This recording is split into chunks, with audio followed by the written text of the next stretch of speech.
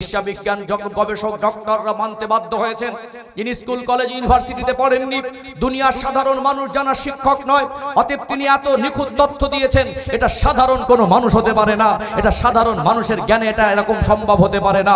তিনি নিঃসন্দেহে আল্লাহর একজন প্রেরিত পয়গম্বর, তিনি নিঃসন্দেহে আল্লাহর নবী। অতএব তিনি যে জ্ঞান মানুষের কাছে প্রচার করেছেন, আল্লাহ তানাকে যে জ্ঞান দিয়েছিলেন এটা সাধারণ মানুষের স্কুল কলেজের অর্জন করা জ্ঞান নয়, এটা আল্লাহ প্রদত্ত, আল্লাহ থেকে পাওয়া জ্ঞান। আমার নবীকে আল্লাহ বিশ্বের মানুষের সেরা ডক্টর করেছেন, জোরে বলুন।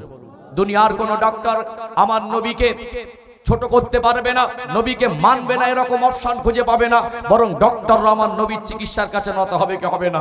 সম্মানিত ভাইরা, আজ থেকে 1400 বছর আগে আমার নবী সাল্লাল্লাহু আলাইহি ওয়াসাল্লাম বলেছেন, সাহাবাদের শিক্ষা দিয়েছেন, খাদ্য খাবার পরে পাত্রটা চেটে পরিষ্কার করে খাবে।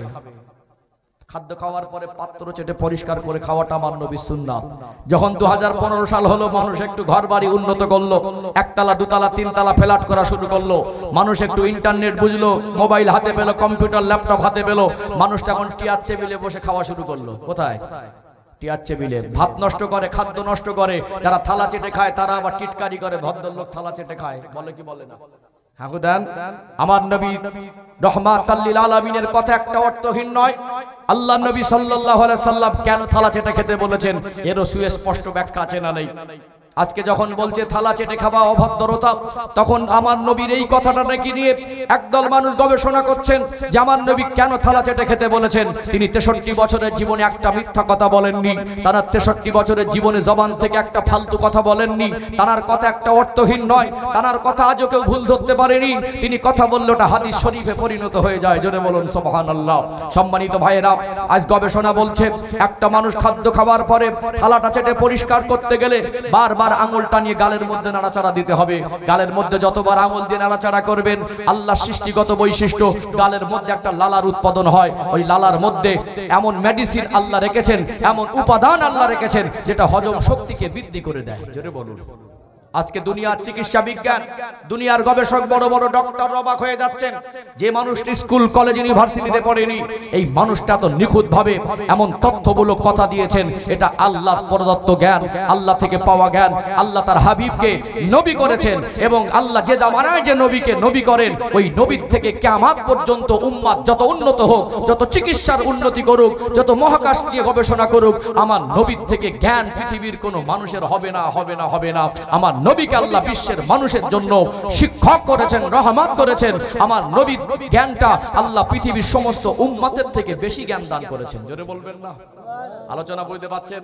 সম্মানিত ভাইরা, যখন কেয়া সাবান ছিল না, লাক্স সাবান ছিল না, টেটমসল সাবান ছিল না, আজকে দুনিয়া এত দামি দামি সাবান শ্যাম্পু ব্যবহার করছি, যখন এগুলো আবিষ্কার হতো না। আজ থেকে 100 বছর আগে চিত্র মনে করেন মুরব্বীরা ওই চিট কাদা মাথায় ঘষে নিয়ে গোসল করতো। ঠাকুর দেন না কি বাবা, চিটকাদা ঘষা হতো না মাথায়? আল্লাহ নবী সাল্লাল্লাহু আলাইহি সাল্লাম বলেছেন, মাইয়িত হয়ে গেলে ওই মাইয়িতকে গোসল দেওয়ার সময় বড়ই পাতা অর্থাৎ কুল পাতা দিয়ে পানি গরম করে গোসল দাও। দুনিয়া তো লতা পাতা ছিল, এত গাছগাছালি ছিল, আল্লাহ নবী সাল্লাল্লাহু আলাইহি সাল্লাম কেন বড়ই পাতা কুল পাতার কথা বলেছেন? আজকে এই কথাটা নিয়ে গবেষণা করে আজকে দেখা যাচ্ছে, আজকে ডক্টররা বলতে বাধ্য হয়েছে যে কুল পাতার ভিতরে অ্যান্টিসেপ্টিকের পরিমাণটা বেশি আছে, জোরে বলুন। সম্মানিত ভাইয়েরা, 2012 সালের আগে একদল গবেষক, তারা কিছু মাতাল মনে হয় 2-4 কলকে গাঁজা টেনে বলেছিল পৃথিবী ধ্বংস হবে, বলেছিল না বলিনি? 2012 সাল চলে গেল, পৃথিবী ধ্বংস হলো না। 23 সালের আগে একদল মাতাল বৈজ্ঞানিক তারা বলেছিল পৃথিবী ধ্বংস হবে, 23 সাল চলে গেল, পৃথিবী ধ্বংস হলো না। দুনিয়ার মানুষের বিজ্ঞানের দেওয়া তথ্য ভুল হতে পারে, দুনিয়ার মানুষ যত গবেষণা করুক, দুনিয়ার মানুষ যত মহাকাশ নিয়ে গবেষণা করুক, আল্লাহ নবীর থেকে জ্ঞান দুনিয়ার কোন গবেষণাকারীর আল্লাহ পাক দেবেন না। আমার নবী সাল্লাল্লাহু আলাইহি সাল্লাম 1400 বছর আগে কিয়ামতের আলামত সম্পর্কে যে তথ্যগুলো এত নিখুঁত ভাবে দিয়েছেন, সেই তথ্যগুলো আজও গোটা বিশ্বের মানুষ অঙ্কে অঙ্কে দেখছে, কিয়ামত পর্যন্ত দেখতে পাবে, জোরে বলুন সুবহানাল্লাহ। আমরা ঈমানদার, আমার নবীর ভবিষ্যৎ কিয়ামতের আগে ইমাম মাহদী আলাইহিস সালামের আগমন হবে, কিয়ামতের আগে আল্লাহ পাক ঈসা আলাইহিস সালামকে পাঠাবেন, কিয়ামতের আগে আল্লাহ পাক দাজ্জালকে পাঠাবেন, কিয়ামতের আগে ইয়াজুজ মাজুজ আসবেন। কিয়ামতের আলামতের মধ্যে দুটো ভাগ করা হয়েছে, একটা আলামতে কুবরা, একটা আলামতে সুগরা, একটা ছোট ছোট আলামত আর বড় বড় আলামত। ছোট ছোট আলামত প্রকাশ হওয়া শুরু হয়ে গেছে, কিয়ামত খুব বেশি দূর নয়, তবে তারপরেও আজকে মানুষ যতই বলুক কিয়ামত হবেই হবে, হবে নবীর ভবিষ্যৎবাণী যতক্ষণ না কমপ্লিট হচ্ছে, রাসূলুল্লাহর ভবিষ্যৎবাণী যতক্ষণ না পূরণ হচ্ছে, ততদিন কিয়ামত হবে না, হবে না, হবে না। দুনিয়ার মানুষের বিজ্ঞানের গবেষণা ভুল হতে পারে, আল্লাহর নবী সাল্লাল্লাহু আলাইহি সাল্লামের জবানের কথা মিথ্যা হতে পারে না, পারে না, পারে না। নবী যেটা বলেছেন ওটা চিরসত্য, যা বলেছেন তাই ঘটবেই, তারপরেই কিয়ামত হবে। জোরে বলুন সুবহানাল্লাহ। আজকে মানুষ চন্দ্রযান 3 থেকে চাঁদে পাঠাচ্ছে। আজকে আমাদের ভারতবর্ষের মানুষ হয়ে গর্বিত বোধ করছি। মানুষ যদি মঙ্গল গ্রহ হয়ে যায়, মানুষ যদি কোনোদিন গবেষণা করে রকেট আবিষ্কার করে সূর্যে চলে যায়, মানুষের 14 পুরুষের ক্ষমতা হবে না 7 আসমানকে ভ্রমণ করা। মেরাজের ঘটনা আপনাদের বলবো। তারপরে প্রসঙ্গ এসেছে, আমি একটা বিষয় বোঝাতে চাইছি, আল্লাহর হাবিবের থেকে জ্ঞান আল্লাহ পৃথিবীর কোনো মানুষকে দেবে না। দুনিয়ার মানুষ একটা গ্রহ উপগ্রহ নক্ষত্রে যেতে পারে, আল্লাহর হাবিবকে আল্লাহ 7 আসমান আরশে আজিম লামাকান আল্লাহ পাক 70,000 নূরের পর্দাকে উঠিয়ে দিয়ে আল্লাহ দিদার দিয়েছেন। জোরে বলবেন না? অতএব দুনিয়ার গবেষণা, দুনিয়ার বিজ্ঞান যত বেশি উন্নত করুক, যত বেশি গবেষণা করুক, যত দামি দামি যন্ত্র আবিষ্কার করুক, আল্লাহ নবীর দেওয়া তথ্য আজ ভুল প্রমাণ করতে পারেনি। নবীর মতো নিখুঁত তথ্য তারা দিতেও পারবে না। যত বড় গবেষক হোক, তাকে নবী বলে মানতে অসুবিধা হবে না। আল্লাহ সেই রকম জ্ঞান, সেই রকম কোয়ালিটি, সেই রকম মহামানব আল্লাহ আমার হাবিবকে করেছেন। জোরে বলবেন না? হট ফাঁকা কপাল ফাটা নাদান বলে নবী আমাদের মতো, বলে না? হ্যাঁ বলে কি বলে না? নবী আমাদের মতো। ককলকে গাঁজা খেয়েছে আল্লাহ ভালো জানে। পাগলামির একটা সীমা থাকে, সীমা থাকে। ও জীবনে কত মিথ্যা কথা বলেছে আল্লাহ ভালো জানে। কি গো, জীবনে কত নবী 63 বছরের জীবনে একটা মিথ্যা বলিনি। নবী কোনোদিন গালি দেয়নি। ওর স্ত্রীর কাছে কি খবর নিয়ে পাওয়া যাবে কত ভালো। কি আমি রবিউল ইসলাম কি রকম হুজুর আমার ওই ভালো জানো। আপনাদের কাছে 2 ঘন্টা ওয়াজ করছি, মনে হচ্ছে আল্লাহর ওলি। আমি সত্যিকারে আল্লাহর ওলি না কিরকম হুজুর আমার বাড়ির আশপাশের মানুষ, আমার সাথী সঙ্গীরা ভালো জানবে। ঠিক বলছি না? বলছি। হ্যাঁ সম্মানিত ভাইরা, আল্লাহ নবী বলেছেন যে স্ত্রীদের সাক্ষ্য আল্লাহ গ্রহণ করবেন কিয়ামতের ময়দানে। কারণ স্ত্রী যদি বলে আমার স্বামী ভালো, আল্লাহ ওটাকে গ্যারান্টেড করবেন। কেন আমাদের কিছু চরিত্র মানুষের কাছে অভিনয় করে থাকি, আমাদের স্ত্রীদের কাছে অভিনয় করে থাকা যায় না। আপনি যদি আপনার স্ত্রীর কাছে ভালো না হতে পারেন, দুনিয়ার মানুষের কাছে সহজে ভালো হতে পারবেন না, আল্লাহর কাছেও। 2 দিন 4 দিন অভিনয় করে চিটিংবাজি করবেন, একদিন মনে করবেন আমি খুব চালাক, কিছুদিন পরে দুনিয়ার মানুষ বলবে মালটা পুরো পাক্কা চিটিংবাজ। ঠিক বলছি না? রাগ করছেন নাকি? কষ্ট পাচ্ছেন? আবার মনে করেন না আমি আপনাদের বলছি, আবার মনে করেন না যেন আমি আপনাদের বলছি।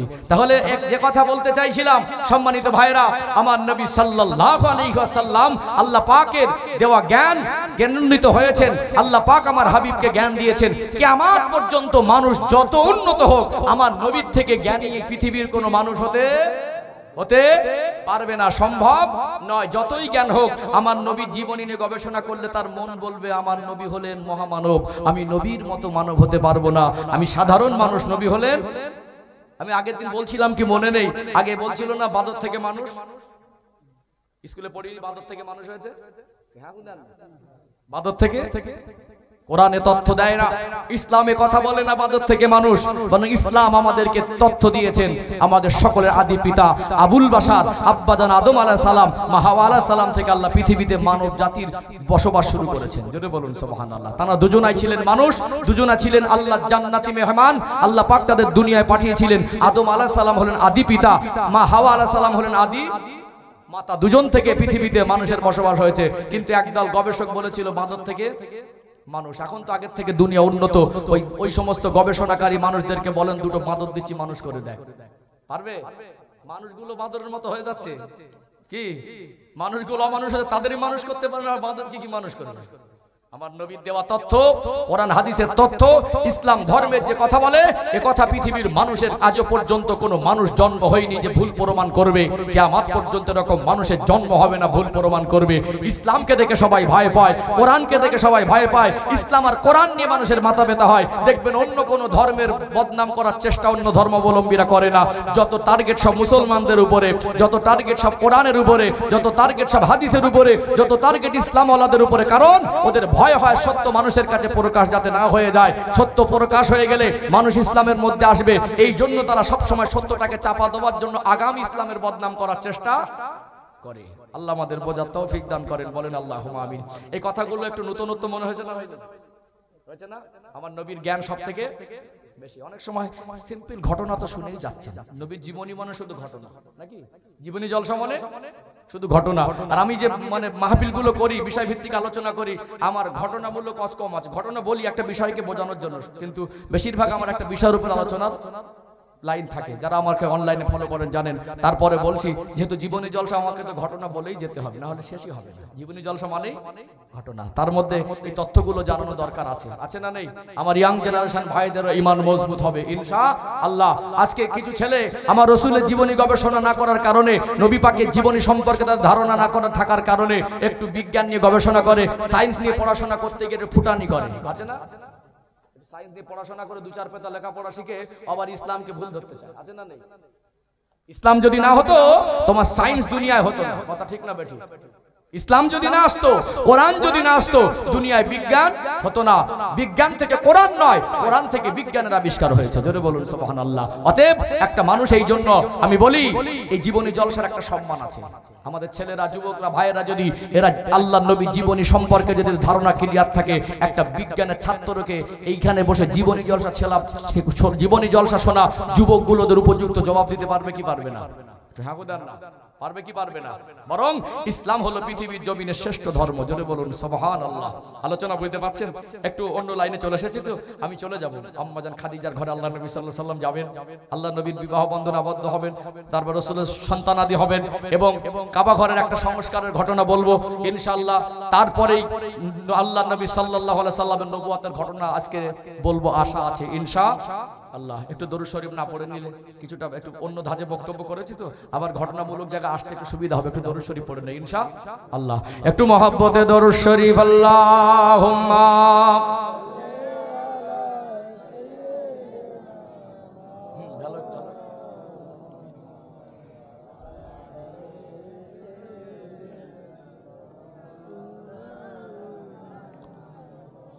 हबे अहमद अजलही सीने में है, मैं आहूं मेरा दिल मदीने में है।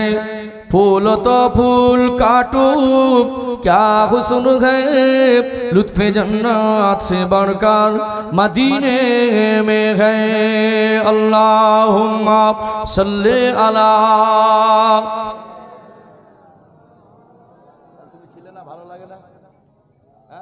ভাইও ছিল না কালকে? হ্যাঁ, আপনি ছিলেন, ভাইও ছিল না কালকে। ভাই না থাকলে ভালো লাগে? একটু বলেন, ভালো লাগে ভাই না থাকলে?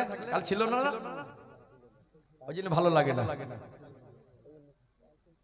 ভাইকে ডেকে আনবেন যদি না থাকে। কার দায়িত্ব দিয়ে বলেন তো? কার দায়িত্ব দেবো?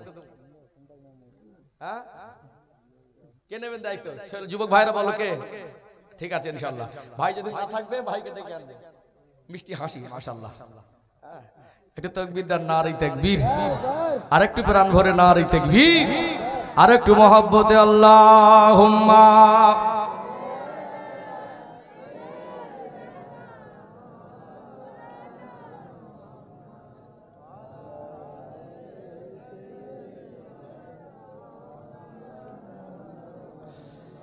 इन हवाओं से कह दो ना आए इधर, मुझको खुशबू की कोई ज़रूरत नहीं, जिनके खुशबू से महका सारा जहां, वो खुशबू नबी के पसीने में है। अल्लाहुम्मा सल्ले अला।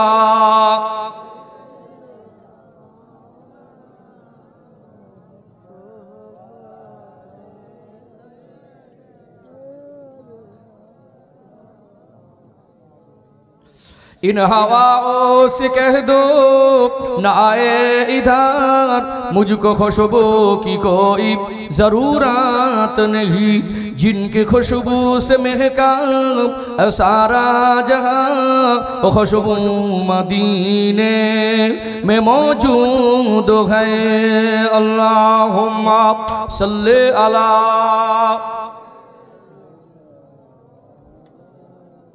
ওয়ালা আলে সাইয়্যিদিনা।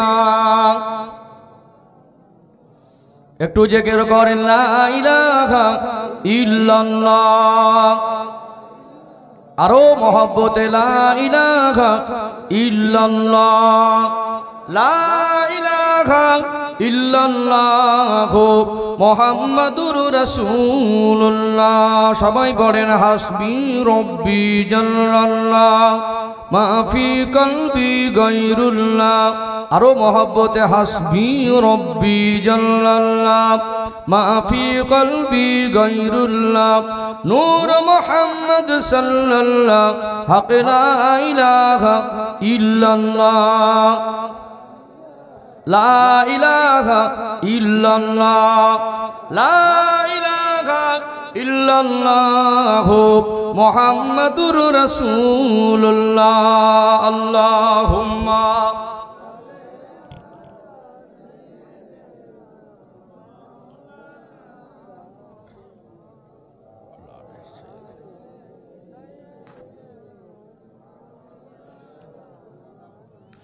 ও ভাইজানেরা, মালদা জেলার সোনার মানিক যুবকেরা, আব্বার মায়েরা, আল্লাহ পাক আমার প্রিয় হাবিবকে বিশ্বের মানুষের জন্য যেমন রহমত করেছিলেন, বিশ্বের মানুষের জন্য আল্লাহ পাক বিশ্ববাসীর জন্য যেমন রহমত করেছিলেন, আল্লাহ পাক তেমনি বিশ্বের মানুষের মধ্যে আমার রাসূলকে সবথেকে বেশি জ্ঞান দান করেছিলেন। জোরে বলুন সুবহানাল্লাহ।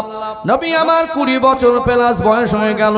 আল্লাহ নবীকে মক্কার মানুষ, অন্ধকারে ডুবে থাকা মানুষ, মদ পান করা মানুষ, জুয়া খেলা মানুষ, চোর লম্পট মানুষ, চরিত্রহীন মানুষ এর মুখ থেকে আমার নবীর প্রশংসা শোনা যেত।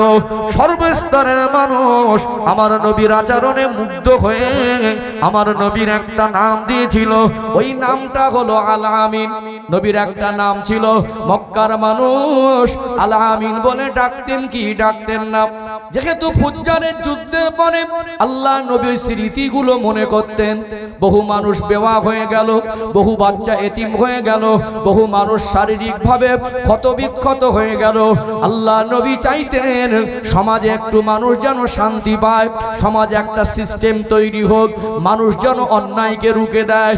এর কারণে কিছু বিশিষ্ট মানুষের মতামতে একটা সংগঠন হয়েছিল। আল্লাহ নবী সক্রিয়ভাবে ওই সংগঠনের ভূমিকা রেখেছিলেন।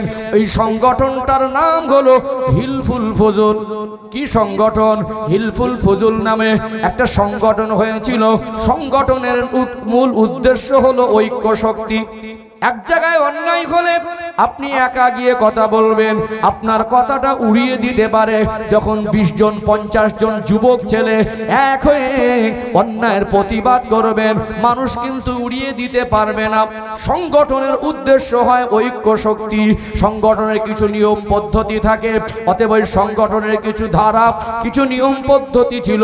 অন্যায় যদি হয় তার প্রতিবাদ করব, আমরা ন্যায়ের পক্ষে দাঁড়াবো। আজও অনেক জায়গায় গ্রাম্যভাবে কিছু সংগঠন আছে, যে সংগঠনগুলো রাজনীতির সঙ্গে সম্পর্ক নয়। কিছু সেবামূলক সংগঠন আছে না নেই?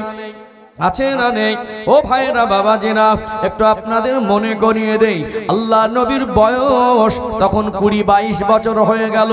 আল্লাহ নবী সাল্লাল্লাহু আলাইহি সাল্লাম তখন বুঝতে শিখলেন, তখন যুবক বয়স। নবী আমার সব সময় ভাবতেন 8 বছর বয়স থেকে আমার চাচা যান আমাকে লালন পালন করলেন সন্তানের মতো করে।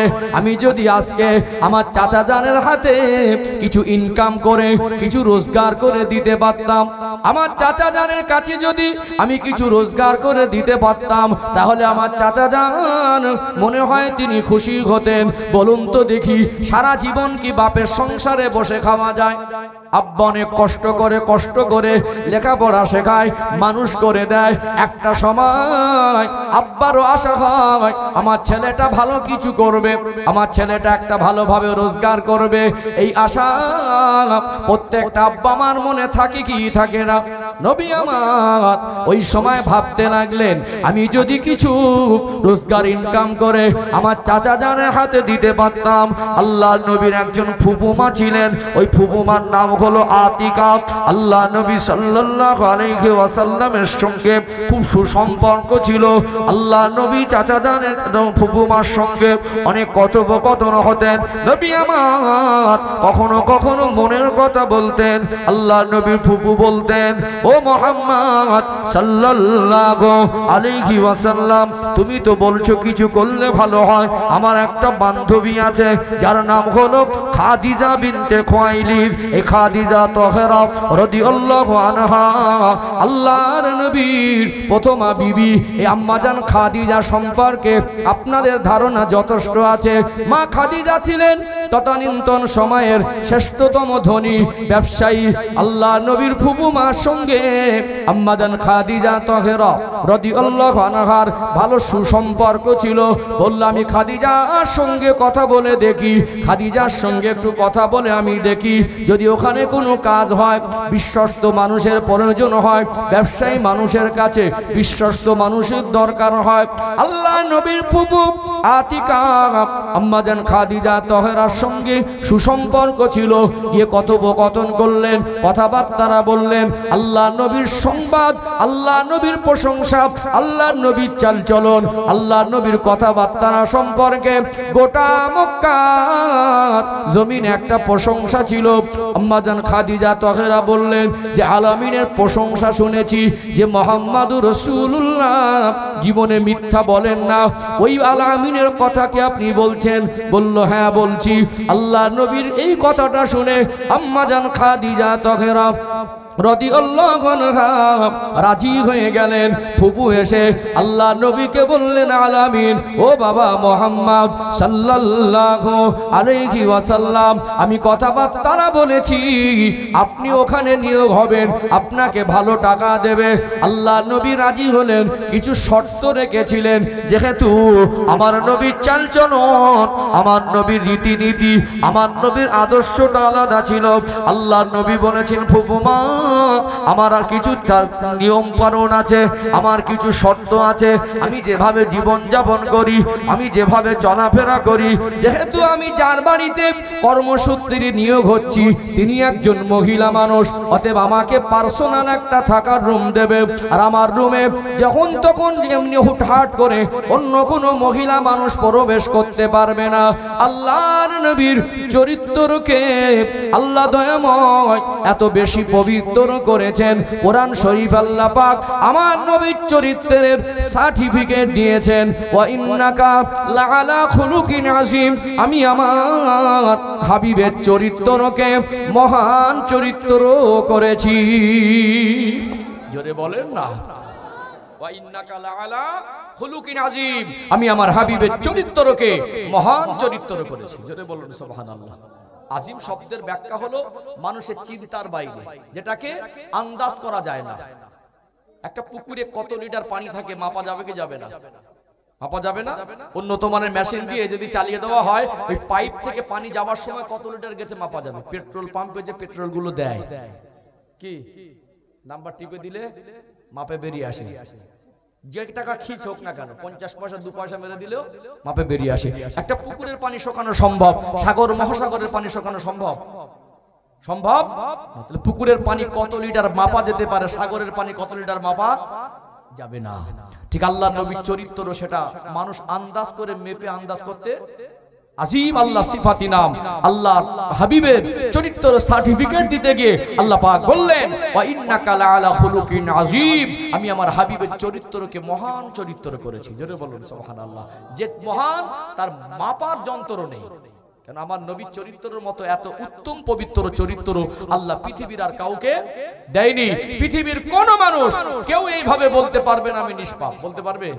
কিন্তু আমার নবীকে আল্লাহ পাক নিষ্পাপ করেছেন। কদ গফারাল্লাহু মা তাকদ্দামা মিন যামবিকা ওয়া মা তাআখার। আল্লাহ জানেন হাবিব, আমি আল্লাহ আপনার আগে পরে কোনো গুনাহ রাখিনি। আমি আল্লাহ আপনাকে গুনাহ থেকে পবিত্র করেছি। জোরে বলবেন না। আমার নবী সাল্লাল্লাহু আলাইহি সাল্লাম হলেন গুনাহ থেকে পবিত্র। সম্মানিত ভাইরা, মা খাদিজা তাহেরা রাদিয়াল্লাহু আনহার ঘরে কর্মসূত্রে আল্লাহর নবী যোগ দিলেন। শর্ত মা খাদিজা মেনে নিলেন। আল্লাহর নবী সাল্লাল্লাহু আলাইহি সাল্লামকে ব্যবসার ম্যানেজারের দায়িত্ব দিলেন। কিসের দায়িত্ব? ব্যবসার ম্যানেজারের দায়িত্ব। মা খাদিজা যেহেতু মহিলা মানুষ, তিনি খুব বুদ্ধিমতী ছিলেন। অতএব তানার একটা লকাব হলো তাহেরা অর্থাৎ পবিত্রা। তানার চরিত্রে কেউ আঙুল তুলতে পারত না। ইতিপূর্বে তানার দুবার বিবাহ হয়েছিল। একবার বিবাহ হওয়ার পরে তার স্বামী মারা যাওয়ার পরে আবার একটা বিবাহ করেছিলেন। বিবাহ করার পরে স্বামীটা মারা যাওয়ার পরে মক্কার মানুষ বলতো খাদিজা যাকেই বিবাহ করে সেইতে মারা যায়। তিনি প্রতিজ্ঞাবদ্ধ হয়েছিলেন আমি আর বিবাহ করব না। কিন্তু স্বামী হারা হওয়ার পরেও মা খাদিজার চরিত্রের উপরে কেউ আঙুল তুলতে পারত না। যথেষ্ট মানে সম্মানী ব্যক্তি ছিলেন, সম্মানিত একজন মা ছিলেন, পবিত্রা চরিত্রের অধিকারী ছিলেন, অধিকারিণী ছিলেন। সম্মানিত ভাইয়েরা, আল্লাহ নবী সাল্লাল্লাহু আলাইহি সাল্লাম মা খাদিজার ঘরে কর্মসূত্রে যোগ দিলেন। আমার নবীর প্রশংসা শুনে, সততা শুনে আম্মাজান খাদিজা তাহেরা আল্লাহ নবীকে ম্যানেজারের দায়িত্ব দিলেন। নবী আমার ছোটবেলায় চাচা জানের সঙ্গে ব্যবসার মাল নিয়ে গিয়েছিলেন না, ব্যবসার মাল নিয়ে যাওয়া, বিক্রি করার কিছু কিছু অভিজ্ঞতা আল্লাহ নবীকে আল্লাহ পাক দিয়েছিলেন। ও ভাইজানেরা, সোনার মানিক যুবকেরা, আব্বারা মায়েরা, আমার আপনার দয়ার নবী মায়ার নবী ব্যবসার ম্যানেজারের দায়িত্ব পেলেন। মালামাল নিয়ে বিক্রির জন্য রওনা দিলেন। আল্লাহর নবী হুজুর আমার তিনি দায়িত্ব নিয়ে কাফেলার বহু মানুষ বহু মালামাল নিয়ে চলে গেলেন। কাফেলার দায়িত্ব নিয়ে মালগুলো বিক্রি করে আম্মাজান হযরত খাদিজা তাহেরা রাদিয়াল্লাহু আনহার কাছে এসে সবগুলো হিসাব পাই টু পাই বুঝিয়ে দিলেন। আল্লাহ নবীর হিসাব বুঝিয়ে দেওয়াতে, আল্লাহ নবীর ব্যবসার ম্যানেজারের দায়িত্ব দেওয়াতে এত বেশি পরিমাণ লাভ পেয়েছিলেন, এত বেশি পরিমাণ লাভ হয়েছিল। আম্মাজান হযরত খাদিজা তাহেরা রাদিয়াল্লাহু আনহা তিনি বলতে লাগলেন আমার ব্যবসায়ী জীবনে বহু ম্যানেজারকে দায়িত্ব দিয়ে বহুবার মাল বিক্রি করতে পাঠিয়েছি। আল আমিন রাহমাতাল লিল আলামিন আমার রাসূলুল্লাহর হাতে দায়িত্ব দেওয়ার পরে এত বেশি পরিমাণ লাভ হয়েছিল। মা খাদিজা তাহেরা অবাক হয়ে গেলেন, বলতে লাগলেন এতটা লাভ আমি কোনো ম্যানেজারের হাতে পাইনি, আর এত সহজভাবে আমাকে কেউ হিসাব বুঝিয়ে দেয়নি। আল্লাহ নবীর আচরণে সততায় মা খাদিজা তাহেরা রাদিয়াল্লাহু আনহা মুগ্ধ হয়ে গিয়েছিলেন। জোরে বলুন সুবহানাল্লাহ। সত্যি যদি একটা মানুষের কথাবার্তা, চাল চলন, ওটা বসা ভালো হয়, ওই মানুষটাকে সমাজের মানুষ ভালো বলে কি বলে না? আর ভালো মানুষকে সবাই সম্মান করে। যারা বয়সের বড় তারাও স্নেহ করে, যারা বয়সের ছোট তারাও সম্মান। ভালো হতে পারলে সম্মানের মানুষ এমনি মন থেকে করবে, মানুষ সম্মান এমনি মন থেকে করবে। তো আল্লাহ নবীর আচরণে চালচলনে মুগ্ধ হয়ে গেল। আল্লাহ নবীর আচরণ, চাউনি ভঙ্গি, কিছু কিছু মানুষের চাউনি ভঙ্গিও খারাপ আছে না? নেই আছে না? চাউনির মধ্যে অনেক রকম কিছু থাকে, চাউনির মধ্যে চাউনি ভঙ্গিও। অতএব ইসলাম এত পবিত্র, ইসলাম মানুষের চাউনিটাও কন্ট্রোল করতে বলেছে। যদি বলুন সুবহানাল্লাহ। মানুষ দৃষ্টিভঙ্গিটাও কন্ট্রোল করতে বলেছেন।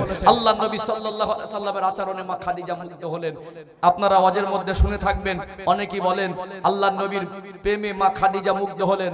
আজকে দিনের প্রেম ভালোবাসার মতো ওই রকম প্রেম ভালোবাসার সঙ্গে তুলনা করলে গোনা হবে। কি হবে?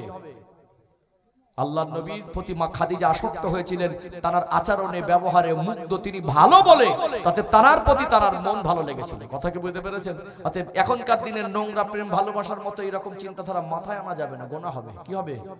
গোনা হবে। নবীর চরিত্র ওরকম ছিল না, মা খাদিজার চরিত্র ওরকম ছিল না। মা খাদিজার চিন্তাধারা ছিল সত্যিকার একটা মানুষ, একটা ভালো মানুষকে যেমন ভালোবাসতে হয়, একটা ভালো মানুষকে সেইভাবে সেই নজরে, পবিত্র নজরে ভালোবাসতেন। কোন রকম মনের মধ্যে কোনো কুচিন্তা, কুধারণা নিয়ে ভালোবাসতেন না। তারপরে আল্লাহ নবীর মতো একজন মহামানবকে পেয়ে তিনি উপলব্ধি করতেন আল্লাহ নবী ছোট থেকে বড় হয়েছেন। নবীর কাছের মানুষ যারা, আমার নবীর সঙ্গী যারা, আমার নবীর চাচা যান, আমার নবীর মা, আমার নবীর দুধমা, আমার নবীর দাদু, সবটাই জানতেন আল্লাহ নবী যেখানে যেখানে সময় কাটিয়েছেন আমার নবী জীবনটা সাধারণ নয়, এটা ব্যতিক্রম। আমার নবী জীবনটা 10টা মানুষের মতো নয়, তার ভিতরে পার্সোনালিটি আছে, তার ভিতরে মহান ব্যক্তিত্বের পরিচয় আছে, তার চালচলনটা মহান, তার চিন্তাধারা মহান, তার জীবনটা অধিক পবিত্র। এটা কাছের মানুষগুলো উপলব্ধি করতেন। কথা ঠিক না বেঠিক? আমার সঙ্গে 2 দিন 4 দিন মিশলে আমি কিরকম বোঝা যাবে না? বোঝা যাবে কি যাবে না? বাইরে থেকে একরকম আর কাছের মানুষের ধারণা একরকম। তো আল্লাহ নবীর মানে প্রেমে সবাই পড়ে যেতেন, যে নবীর আচরণে নবীর প্রতি আসক্ত হয়ে যেতেন না, সত্যিকারে ভালো মানুষ। ও ভাইজানেরা, সোনার মানিক যুবকেরা, আব্বারা মায়েরা, দয়ার নবী মায়ার নবী হুজুর আমার রাস্তা দিয়ে হেঁটে যেতেন। আল্লাহ নবীর মাথার উপরে আল্লাহ দয়াময় আসমানের মেঘকে ছায়া করার জন্য হুকুম করে দিতেন।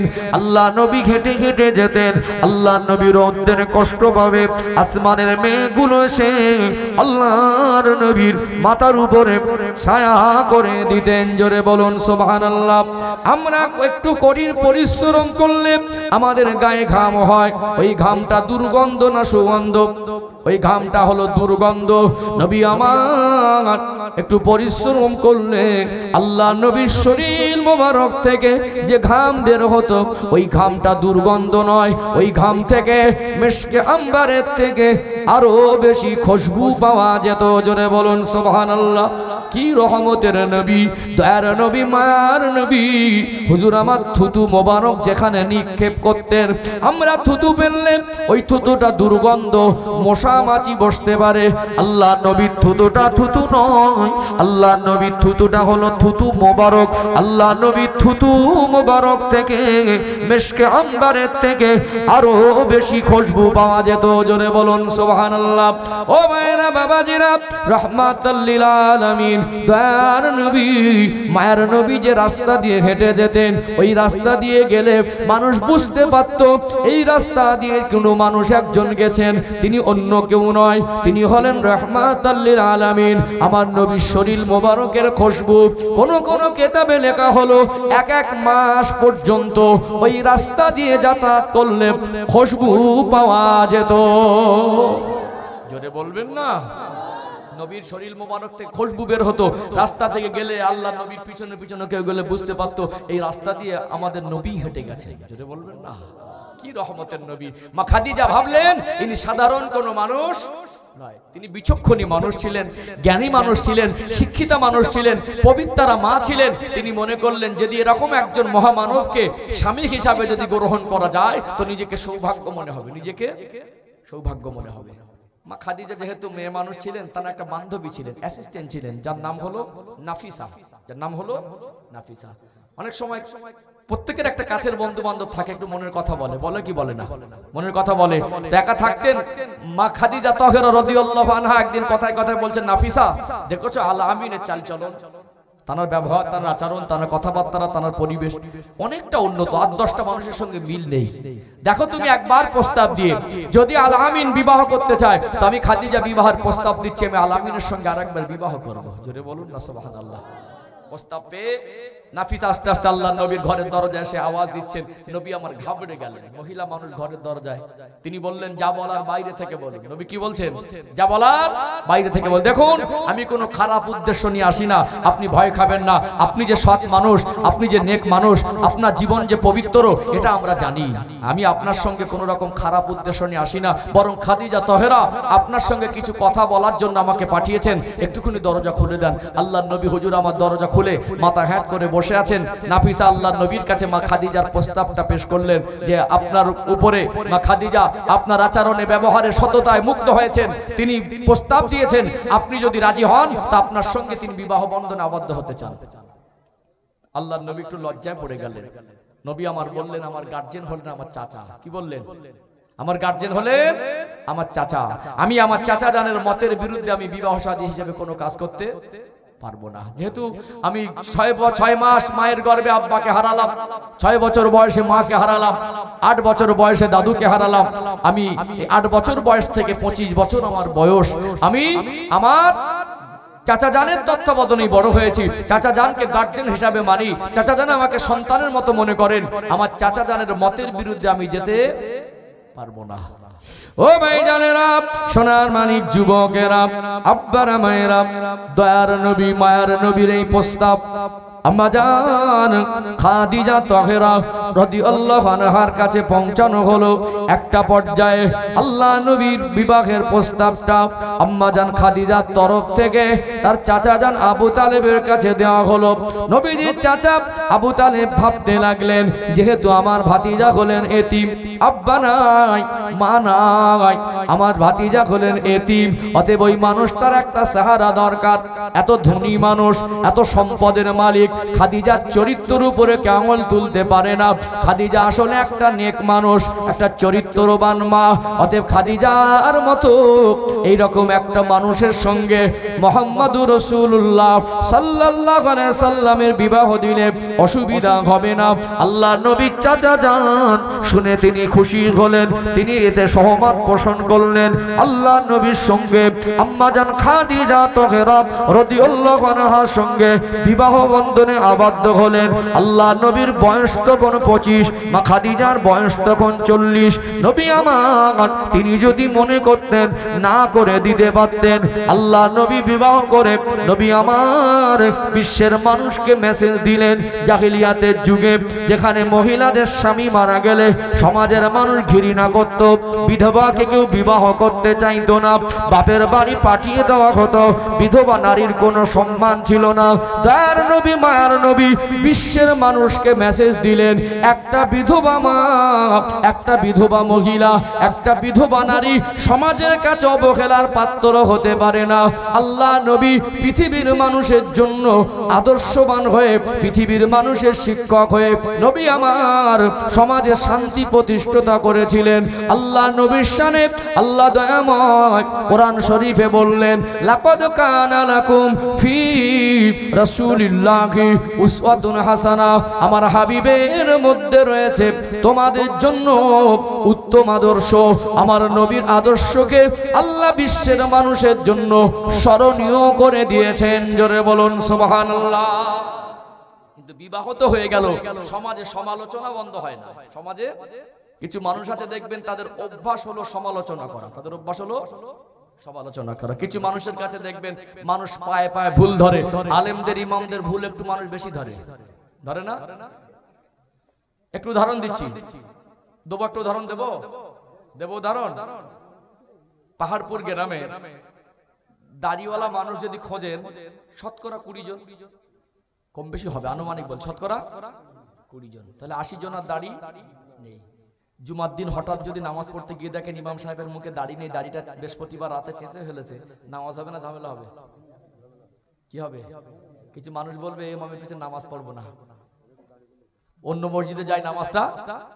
কিছু মানুষ বলবে ওরে সর্বনাশ, ইমাম দাড়ি চেঁচে তার মানে। আচ্ছা, ইমামও মানুষ, গ্রামের মানুষ সবাই, ইমাম দাড়ি চাষলে যে গোনা হবে, আপনারা দাড়ি চাষলে সেই গোনা হবে। কিন্তু ইমামের মুখে দাড়ি না থাকে সেদিন নামাজ হবে না, মসজিদে মারামারি ঝামেলা ঝক্কি হবে, দলাদলি হবে, হবে কি হবে না?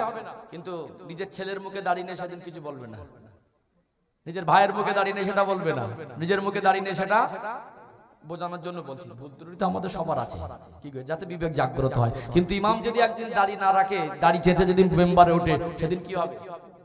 তাহলে আলেমদের দিকে সকলের নজর না। হুজুর জোরে হাঁটলেও দোষ, আস্তে হাঁটলেও। হুজুর যদি জোরে হাঁটে কেউ মনে মনে করছে কারোর বাড়ি মনে ফাও মাল একটু বেশি টানতে যাবে, তো আমার যদি একটু আস্তে হাঁটে মনে করে কার বাড়িকে চেপে খেয়ে হয়তো আস্তে আস্তে হাঁটছে।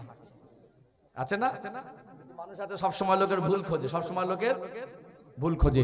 আসলে তার ব্যাপারটা সে বুঝতে চায় না, তার ব্যাপারটা সে বুঝতে চায় না। কিছু মানুষ আছে তাদের অভ্যাস হলো সমালোচনা করা। কি করা? সবসময় চায়ের দোকানে বসে নিজের কিভাবে চলবো জানে না, লোকের পিছনেই পড়ে থাকে, সবসময় গিবত, সবসময় পরচর্চা, আছে না নেই? মক্কার অলি গলিতে কিছু সমালোচক শুধু বলছে, এই মুহাম্মদুর রাসূলুল্লাহ সাল্লাল্লাহু আলাইহি সাল্লাম আলামিনের বয়স 25 আর খাদিজার বয়স 40, বিবাহ হয়ে গেল। সমালোচনা হচ্ছে, এই ওর তো কিছু নেই, এতিম, অতএব তার স্ত্রী খাদিজা এত সম্পদের মালিক, এরকম একটা এতিমকে বিবাহ করলো। সমালোচনা হবে না? হবে না? আল্লাহ নবীর এই নিয়ে সমালোচনার আওয়াজটা মা খাদিজার কানে গেল। মা খাদিজা মনে কষ্ট পেলেন যে আমাকে নিয়ে যদি হাজারো সমালোচনা করত আমার কোনো যায় আসতো না, আমার স্বামী আল্লাহ আমিনকে নিয়ে সমালোচনা করছে, এটা আমি মেনে নিতে পারি না। কেন আমার স্বামীকে ছোট করবে, আমার স্বামীকে নিয়ে সমালোচনা করবে, এটা আমি মেনে নিতে অনেক মা বোন আছে স্বামীকে ছোট করে, স্বামীর নামে বিচার দেয়, স্বামীর বদনাম করে, এগুলো খারাপ অভ্যাস। বরং অনেক মা বোন আছে স্বামী হাজারো খারাপ হলে স্বামীর মর্যাদাটুকু লোকের কাছে ছোট, লোকের কাছে ছোট। ও ভাইজানেরা, সোনার মানিক যুবকেরা, আব্বারা মায়েরা, আম্মাজান খাদিজা তাহেরা রাদিয়াল্লাহু আনহা যখন তিনি শুনলেন যে আমার নামে আর আমার স্বামীর নামে, আল্লাহ নবীর নামে মানুষ সমালোচনা করছে, তিনি ভাবলেন এর একটা নিশ্চয়ই কোনো সমাধান দরকার। তিনি কি করলেন, অনেক বুদ্ধিমতী মানুষ ছিলেন, তিনি দেখে দেখে কিছু নামকরা মানুষ যারা বেশি বেশি সমালোচনা করে সবাইকে খাবার দাওয়াত দিলেন। তখনকার দিনে ধনী মানুষের বাড়ি আমন্ত্রণ পাওয়াটা অনেক বড় ব্যাপার। এখন পাহাড়পুর গ্রামের কোনো মানুষকে যদি রাজ্যের মুখ্যমন্ত্রী চিঠি দিয়ে ডাকে, তার একটু মনটা বড় হবে কি হবে না? যে মন্ত্রীর ডাকে গেছি, কোনো উচ্চ মানের বড় মানের মানুষের বাড়িতে তার ছেলে মেয়ের বিবাহতে যদি কাউকে আমন্ত্রণ করে, একটু খুশি মনে যায় কি যায় না? ও ভাইরা বাবাজিরা, আম্মা জান হযরত খাদিজা তাহেরা রাদিয়াল্লাহু আনহার ডাকে তখন সবাই খুশি হয়ে খুশি মনে আমন্ত্রণ খেতে এসেছে, আমন্ত্রণ গ্রহণ করে এসেছে। আম্মা জান খাদিজা তাহেরা রাদিয়াল্লাহু আনহা খুব ভালো করে খাওয়া দাওয়ার অ্যারেঞ্জমেন্ট করলেন, খুব ভালো করে খাওয়া দাওয়ার ব্যবস্থা করলেন, মন খুলে মেহমানদারি করলেন, ভালো করে খাওয়ালেন, সবাইকে বসালেন, সবাইকে বসিয়ে বললেন আপনারা কেউ যাবেন না, আপনাদের সঙ্গে আমি খাদিজার কিছু কথা আছে। আল্লাহ নবী বিবি আমাদের আম্মা জান হযরত খাদিজা তাহেরা রাদিয়াল্লাহু আনহা সবাইকে বসিয়ে বললেন, ও মক্কার মানুষেরা, ও মক্কার মানুষেরা, আমি শুনেছি তোমরা নাকি সমালোচনা করছো যে আমার স্বামীর কিছু নাই, আমি অনেক সম্পদের মালিক, আমার স্বামীর কিছু নাই, আমি অনেক সম্পদের মালিক, আমি আল আমিনকে বিবাহ করেছি, তোমাদের অনেক সমালোচনা করার ইচ্ছা জাগছে, তোমরা মোড়ের মাথায় বাজারে বাজারে সমালোচনা করছো, বলো তো দেখি আমি বিবাহ করেছি আমার অসুবিধা হয় না, অসুবিধা কি তোমাদের হচ্ছে? আমি বিবাহ করছি, অসুবিধা আমার হয় না, তোমাদের হচ্ছে? অনেক লজ্জায় পড়ে গেল, বলল আমার সম্পদ বেশি আর আমার স্বামী আল আমিনের ব্যক্তিগতভাবে সম্পদ নেই বলে আপনাদের অসুবিধা হচ্ছে। আপনারা সাক্ষী থাকুন, আমি খাদিজা আপনাদের সামনে রেখে সাক্ষী রেখে আমার সব সম্পদের মালিক আমার আল আমিন আমার রাসূলকে বানিয়ে দিলাম। জোরে বলবেন না? মা খাদিজার ত্যাগ দেখেছেন? মা খাদিজার ত্যাগ দেখেন। অনেক সময় কি হয়, ছেলেটা গরিব মানুষের ছেলে কিন্তু ভালো চরিত্র, অনেক সৎ নম্র ভদ্র। এখন তো চেহারা দেখে বোঝা যায় না, বড় লোকের ছেলেরা অনেকে তার চরিত্র ভালো না, মদখোর আছে না, অসৎ চরিত্রের। এই সময় মানে টাকা পয়সা খোঁজার থেকে এটা সৎ ছেলেটাই বেশি খোঁজে। কি খোঁজে? অনেকে আছে টাকা পয়সা খোঁজে, কিন্তু যারা জ্ঞানী মানুষ কি করে, মেয়েটাকে একটা সৎ ছেলের কাছে তুলে দেওয়ার চেষ্টা করে, যেন নেশাখোর না হয়, যেন মানে বদ চরিত্র না হয়, যেন খারাপ না হয়, আচার আচরণ শিক্ষিত নম্র ভদ্র ছেলে খোঁজে। কি খোঁজে না? যদি টাকা পয়সা মালামাল কম থাকে তাহলে চলে যাবে, কিন্তু ছেলেটা যেন ভালো হয়। অনেক সময় কি হয়, পছন্দ করে ছেলেটা গরিব কিন্তু মেয়ের বাপের অনেক অবস্থা ভালো, একটু মালামাল গুছিয়ে বেশি করে দেয়, বাপের বাড়ির থেকে বেশি জিনিস এনে মাঝে মাঝে স্বামীকে একটু ধাক্কা দেয়, যেটা আমার বাপের বাড়ির জিনিস আছে না। টিচার আইনকে বোঝাতে যায়, ও খাটটা আমার আব্বা দিয়েছে, ও ফ্রিজটা আমার বাপ দিয়েছে, ওই চেয়ারটা আমার বাপের বাড়ির থেকে আনা, ওই সোফাটা আমার বাপ দিয়েছে, হ্যাঁ ধুলো লাগলে ঝাড়া মারে, আছে না। সামান্য জিনিসের অনেকে একটু ভাব থেকে গরম দেখায়। আম্মাজান খাদিজার আদর্শ মায়েদের জন্য গ্রহণীয়। মক্কার মানুষকে দাওয়াত করে খাওয়ালেন, আমার সম্পদ অনেক বেশি, আমি মক্কার সেরা ধনীদের মধ্যে অন্যতম, আমার অগাধ সম্পদ, আর আমার স্বামী হলে নেতিম, না বাবা আছে না মা আছে, না ব্যক্তিগত কোনো ঘর বিল্ডিং বালাখানা আছে, না তানার কোনো গার্জেন বেঁচে আছে। অতএব তানার আখলাক চরিত্র দেখে সততা দেখে আমি স্বামী হিসাবে গ্রহণ করেছি, তানার সম্পদ দেখে আমি স্বামী হিসাবে গ্রহণ করি না। অতএব আমার সম্পদের অনেক বেশি বলে তার কিছু নেই বলে আপনাদের যদি সমালোচনার কারণ হয়, আপনারাই সাক্ষী থাকুন, আমার টোটাল সম্পদের মালিক আমার রাসূলকেই মানিয়ে দিলাম। জোরে বলবেন না? মা খাদিজার ত্যাগ দেখেছেন? মা খাদিজার ত্যাগ। ও ভাইজানেরা, সোনার মানিক যুবকেরা, আব্বারা মায়েরা, আল্লাহ নবীর সঙ্গে আম্মা জান খাদিজা তাহেরা রাদিয়াল্লাহু আনহার বিবাহ বন্ধনে আবদ্ধ হয়ে গেল। আল্লাহ নবীর সঙ্গে সাংসারিক জীবন অতিবাহিত করছেন, ঝগড়া হতো না, কোনোদিন অশান্তি হতো না।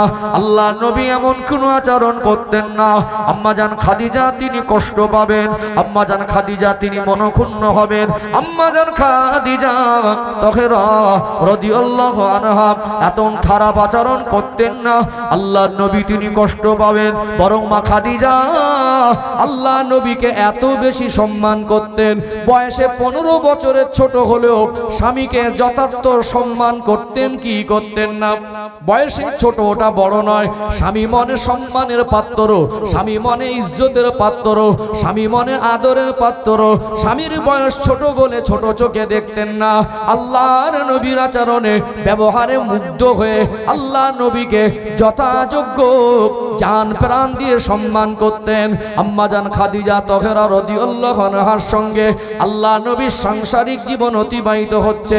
আল্লাহ নবীকে আল্লাহ পাক 4টে মেয়ে সন্তান দিয়েছিলেন আর 3টে ছেলে সন্তান দিয়েছিলেন।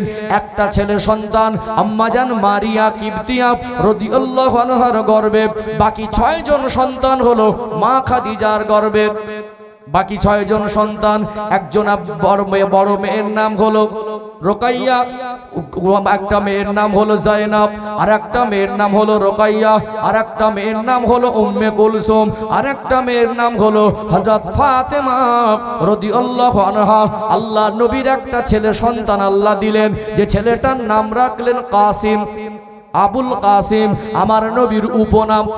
অনেক আছে দেখবেন স্বামীর নাম ধরে না, স্বামীর নাম ধরাটা বিয়াদবি, কথা ঠিক না বেঠিক? আদব করা হয়, সন্তানের নাম দিয়ে উপনাম হিসাবে ডাকা হয়। ছেলের নাম ধরে ডাকেন অমুকের আব্বা, ডাকে কি ডাকে না? ও ভাইরা বাবাজিরা, আম্মা জান খাদিজা তাহেরা রাদিয়াল্লাহু আনহা আল্লাহ নবীকে বলতেন আবুল কাসিম, অর্থাৎ কাসেমের পিতা। আল্লাহ নবীর একটা ছেলে যার নাম হলো আবুল কাসিম, আর একটা ছেলে যার নাম হলো আব্দুল্লাহ। এর দুটো ডাক নাম ছিল তাহের অথবা তৈয়েব।